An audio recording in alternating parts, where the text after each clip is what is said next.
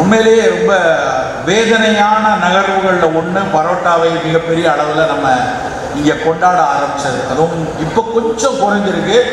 ஆனால் அந்த பரோட்டாவை குறைச்சிட்டோம்னு சொல்லி லட்சா பரோட்டா, கோதுமை பரோட்டான்னு இப்போ அதை கூட்டிகிட்டு வராங்க. எந்த பரோட்டா வேணாம், நமக்கு பரோட்டா ஏன் வேண்டாங்கிறது நம்ம புரிஞ்சுக்கணும். சும்மா அது பிடிக்கல, ஒரு அது நல்லா இல்லைங்கிறதுக்காகவோ, இல்லை அது நல்லா இருக்குது அது கடையில் விற்கிறாங்கிறதுக்காகவோ, இல்லை எளிய உணவுக்காக வேண்டாங்க. ஒரு கோதுமையிலிருந்து மைதாவாக கன்வெர்ட் பண்ணுறது, பல பேருக்கு மைதாவே என்னன்னு தெரியல. நான் ஒரு தடவை ஒரு பெண்கள் கல்லூரியில் தான் மைதா இதுலேருந்து வருதுன்னா அது ஒரு கிழங்கிலிருந்து வருது அப்படின்னா அந்த அளவுக்கு தான் நம்ம ஆளுங்க தெரிஞ்சுருக்காங்க. கோதுமையில் பட்டை தீட்டி தீட்டி தீட்டி அதில் இருக்கக்கூடிய 35% நல்ல பொருட்களை எல்லாம் எடுத்துட்டு மீதி இருக்கக்கூடிய தீட்டப்பட்ட அந்த மாவில் குளோரினேட்டடில் நல்லா குளோரினில் வேக வச்சு அதில் இருக்கக்கூடிய அந்த பழுப்பை பூரா எடுத்துட்டு பொட்டாசியம் புரோமைடு மாதிரியான பொருட்களை போட்டு வெளுக்க வச்சு அதுக்கப்புறம் குளூட்டனில் 2 வகை இருக்குது. ஒன்று மேலே உப்பும், இன்னொன்று சைடில் உப்பும். பரோட்டாவுக்கு சைடில் இருக்கணும், ரொட்டிக்கு மேலே உப்பணும்.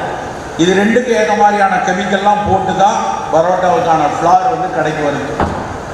உலகத்தில் எந்த நாடுகளிலும் இல்லாத அளவுக்கு நம்ம பயன்பாடு இந்த மாதிரி பட்டை தீட்டுன வெள்ளை மைதாவோட பயன்பாடு இங்கே வந்துருக்கு.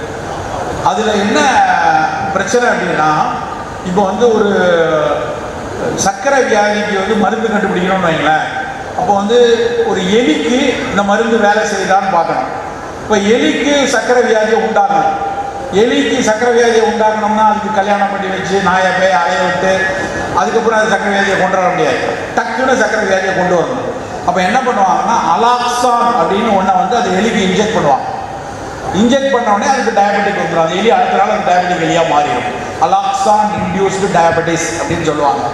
அந்த அலாக்சான் தான் சுகரை இன்டியூஸ் பண்ணுற ஒரு பொருள். அந்த அலாக்சான் பரோட்டா மாவில் இருக்கிறது நண்பர்களே. நான் சும்மா சொல்லலை, நீங்கள் போய் கூகுள் பண்ணி பாருங்கள். அந்த அலாக்சான் நேரடியாக அந்த எலிக்கு கொடுக்கக்கூடிய அந்த அலாக்சான் அதில் இருக்குது. நமக்கு தேவையா? நம்மெல்லாம் வீட்டில் இருக்கிற சோதனை எலிகளான்னு கொஞ்சம் யோசிச்சு பாருங்க. அப்படியான பொருட்கள்னால வரக்கூடிய அந்த கேடு இன்னைக்கு சர்க்கரை கூடியிருக்கிறதுக்கு காரணம், மாரடைப்பு கூடியிருக்கிறதுக்கு காரணம் இந்த எலிகள் இந்த அலாக்சான் மாதிரியான பொருட்கள் சேர்ந்தனால. அதனால் தயவு செய்து பரோட்டா வேண்டாம். பரோட்டா மட்டும் இல்லை, பட்டர் நான், கார்லிக் நான் எல்லாமே மைதா தான். பிரெட்டு, ஒயிட் பிரெட்டு, பீஸாவோட கிரஸ்ட், பர்கரில் அந்த ரொட்டி பட்டி இவ்வளோ சாஃப்டாக இருக்கு. அது நான் கோதுமை விளையும் போதே ரொம்ப சாஃப்டாக அப்படியா விளையுது? அப்படிலாம் கிடையாது. சாஃப்டனிங் ஏஜென்ட் அப்படின்னு ஒன்று அந்த கோதுமையில் சேர்ப்பாங்க. நான் பல நேரம் சொல்லுவேன், இந்த கோதுமை ரொட்டிக்கு மேலே எள்ளை ஒட்டி வச்சுருக்காங்க. எள்ளு எதுக்கு கொண்டு போய் அங்கே ஒட்டியிருக்கோம்? எங்கள் வீட்லலாம் நாங்கள் சின்ன பிள்ளையில உளுந்தங்கஞ்சி கொடுத்தா எள்ளு துவையல் கொடுப்பாங்க. ஊர் பக்கம் எள்ளு துவையல். ரொட்டிக்கு எதுக்கடா எள்ளு ஒட்டியிருக்கான் அப்படின்னு பார்த்தா அப்புறம் தான் யோசிச்சுப்பாங்க. நம்ம ஊர்ல எல்லாம் போய் சேர்ந்த உடனே வாயில் எள்ளு தூவாங்க. ஒருவேளை அந்த கம்பெனிக்காரன் ஆரம்பத்திலே இவன் பர்கரை தின்னு போய் சேர்ந்தா நம்ம எள்ளையும் சேர்த்து ஸ்பான்சர் பண்ணுவோன்னு போட்டுக்கானான்னு தெரியுது.